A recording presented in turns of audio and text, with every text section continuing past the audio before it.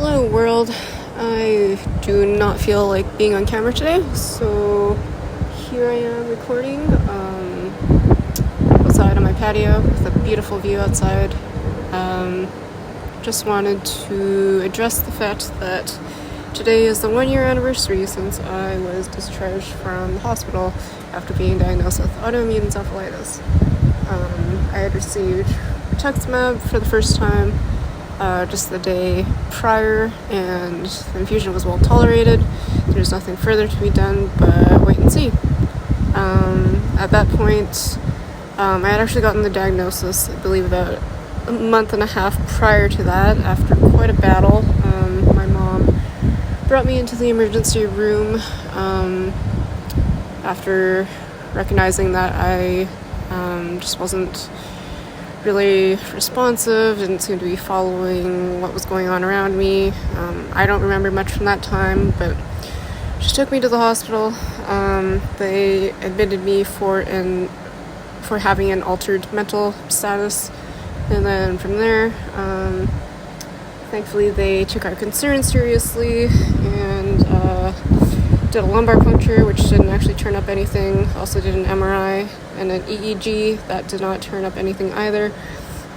But thankfully, one of the doctors working at that hospital actually happens to specialize in autoimmune encephalitis, and she is kind of the only person that I'm aware of within the region of a few million people that will readily recognize it and test for it and advocate for appropriate treatment. So she was really an angel in also getting me an ultrasound. That didn't turn up anything, but actually no, that did turn up something. That turned up a mass that was later part of the reason why they did an FDG PET scan. But out of all the labs that I had done, there were some faint markers of maybe something autoimmune smoking, but really the only thing definitive for encephalitis for me was that PET scan that showed a pattern of inflammation and metabolism consistent with one of the patterns of autoimmune encephalitis. So that was huge. I got IVIG initially, as well as steroids. That seemed to kind of coax me out of a catatonic state, but it was really short-lived. And then fast forward through some details, and eventually I got rituximab. And about 8 weeks after that, I was miraculously feeling like a totally new person, someone with just different hardware, returned to work, negotiated a good salary raise, and life was going well. That takes us to about November 2019. So life was pretty good for several months. I moved, I got married.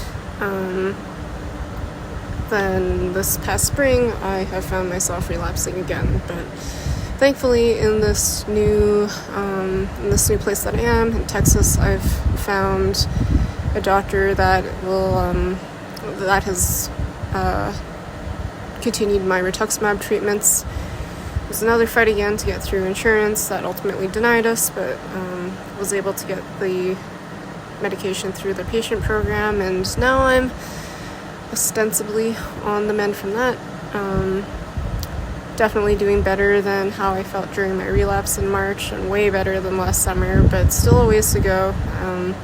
Still feels like I need to attend to what's happening treatment protocol-wise, keep good tabs on that. And because of not feeling up to snuff yet, I will be seeing, or through telehealth, seeing a second doctor that I want another opinion from this week, as well as connecting again with my primary neurologist dealing with my encephalitis at this point. So that's kind of where things at 1 year out from hospital discharge.